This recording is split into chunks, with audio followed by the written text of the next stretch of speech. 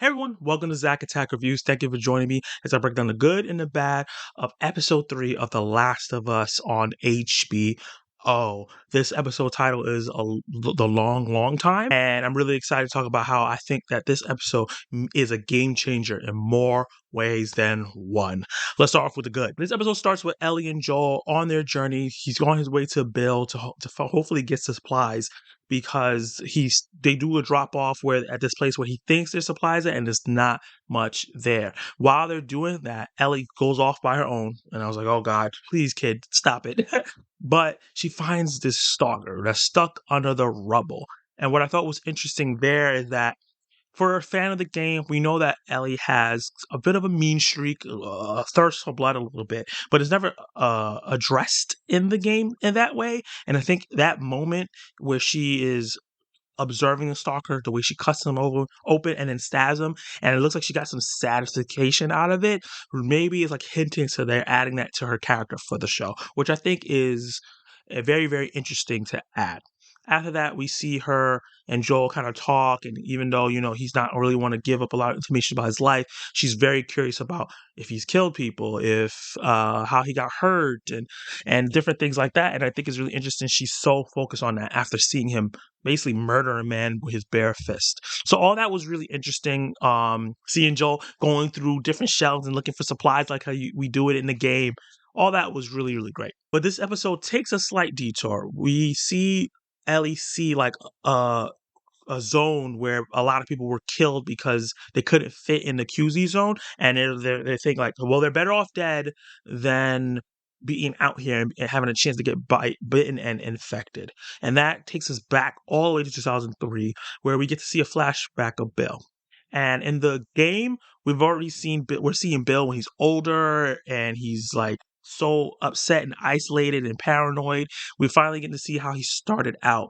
And the Bill is played by Nick Offerman, which I thought was a fantastic choice for this character, because not only does he look like the character, but he played a character in Parks and Rec that feels like Ron Swanson is Bill, but before the apocalypse, and then just Ron Swanson in the apocalypse and how he would deal with it. He's a man that's isolated. He doesn't like people, and he's a survivalist. He's paranoid, he's cautious, and he's very, very skilled and a bit of a genius. And we see all those things play out, and I felt like in the game, that was the elements of Bill that they brought over here, the way he sets up traps and the way he's careful of everything. As the years start passing on by, you can kind of tell that he is realizing maybe isolation is not the best thing. Maybe I do need people. It's a really interesting, subtle performance until someone falls into one of his traps. And that's where we meet Frank, which is very, very interesting for me, someone that's played the game, because in the game itself, we never really get to meet Frank.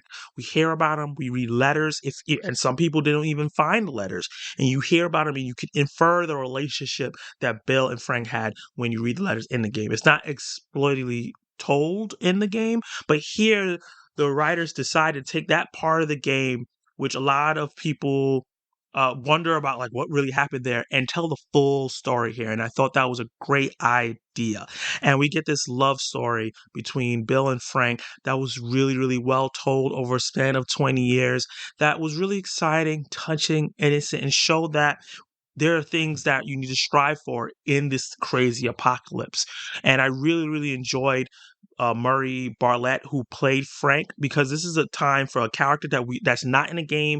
It's mentioned in the game, but it's not actual character. And he becomes this character, and he's so opposite of Bill. Like, Bill is cold, he's calculated, he's a survivalist. Frank is a character that's sweet, honest, caring, open. He socializes with people, and they are very opposite, but opposite attract. And I really enjoyed their relationship and how it came together, and how we saw it build, and the arguments and everything that leads to him getting Joel and Tess to come over. So we get to see how Bill and Joel meet. And we didn't really get that in the game, so that's a really nice observation or thing that they added in here. And what's great about that, it shows that Bill and Joel was so similar. They didn't like each other because the personalities that they had, they didn't like that. They were like very similar in that, but they respected each other because they understand they're both survivalists. With Tess and Frank, being very similar, being a little bit more social, being a little bit more optimistic, and bringing those two hardened characters out their shells and them two connecting. I thought that was really, really great and really fun little double date to happen during all this chaos and infected running around. I really, really enjoyed that scene and how tense it was, and then how freeing it got once Tess and Frank just started doing whatever they want, and those two were left alone to kind of have a conversation and build upon that reluctant relationship. And as we move on and we see this relationship build, making a garden, fixing up the town they're in. One of them wanted to invite people in their space. Well, mostly Frank. Bill did not want to do it, but mostly Frank wanted to invite people in their space and create a community. I thought that was really interesting. And until Raiders come. And I thought that was an exciting action sequence. And because of how much they built up their relationship, I really cared about what happened to them and was really scared because in the game, we don't really know exactly how Frank dies. So it was interesting to see him in danger and get scared, and it kind of like swerved it a little bit. And I thought that was really interesting. I was really engaged, and there were some powerful lines in this in this episode, with Bill delivering one and Frank delivering the other. Bill saying while they're in the garden picking fruit, "I was never scared until you came into my life." And I thought that was such a powerful, loving moment that could swoon anybody, man, woman, or in between. So I thought that was really great. And then Frank, later in the episode where there are older men telling him, love me the way I want to be loved.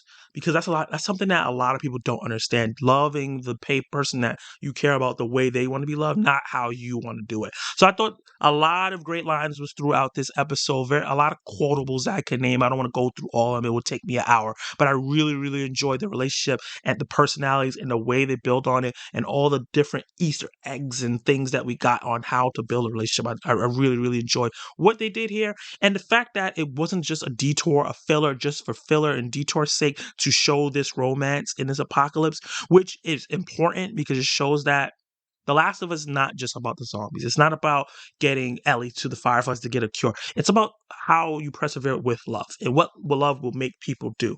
And this was a great example of what love can do in a crazy, unimaginable situation. All that build up with Bill caring about somebody, opening up, and living for that person, and how it ended with them both being gone, changing it drastically from the game, with Joel reading that suicide note and what he says to Joel in that note. I think that all that buildup shows and tells Joel, without him even seeing and knowing what's going on, but we know what's going on, for Joel to start caring about people. And that first person he can care about is Ellie.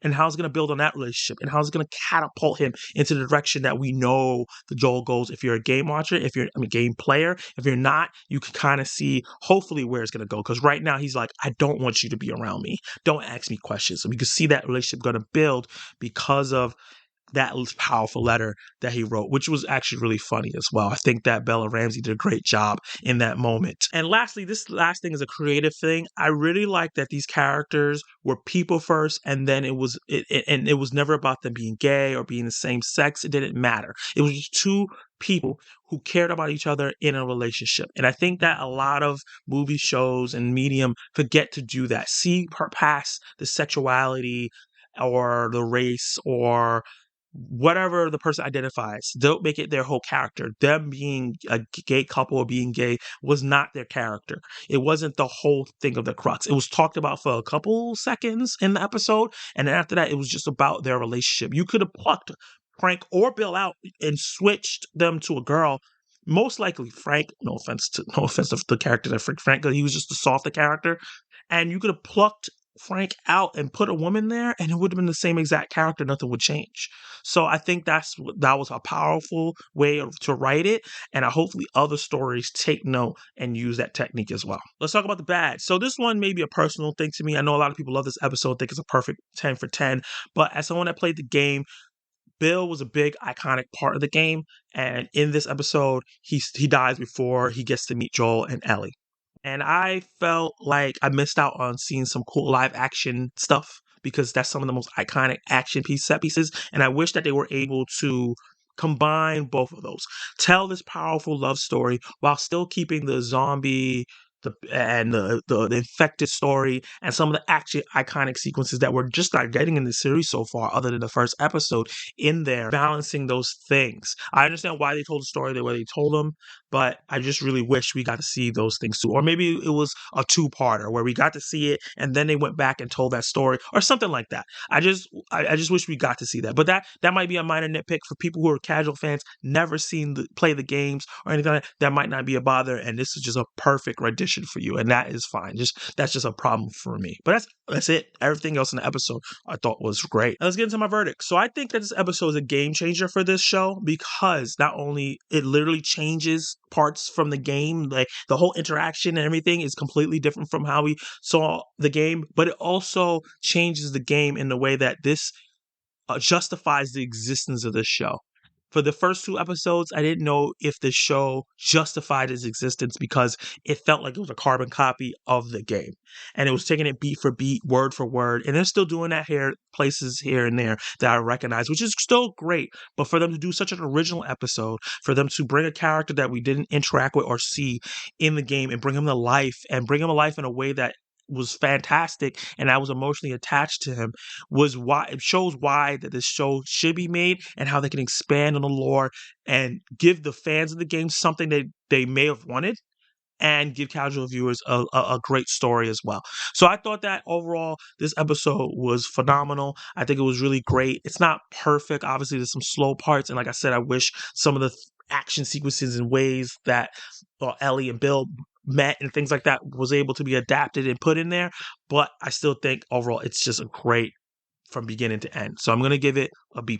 Did you like it? Did you hate it? What would you rate Last of Us Episode 3, The Long, Long Time? Let me know how you feel about the love story, how you feel about the quotables, how you felt about that night action sequences, how you felt about the ending and the changes that they made to the story. How did that make you upset? Did you feel like you needed to see more action in the episode? Drop all those comments down below and let me know. Like the video if you like my review, subscribe to the channel, and hit the notification bell so you can be notified of my reviews, reactions, ranking lists, and live discussions. And you can watch more of my content right now.